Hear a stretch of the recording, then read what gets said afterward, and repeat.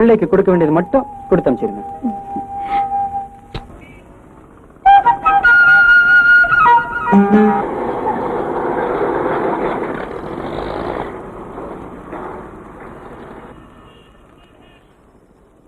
Hello Vijay.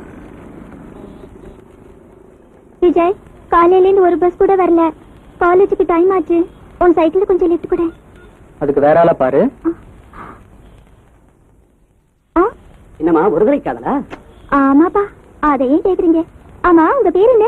Rajendran. உங்களுக்கு கல்யாணம் ஆயிடுச்சா? இன்னும் இல்லம்மா. உங்க கையை கொஞ்சம் பிடிச்சுக்கிட்டுமா?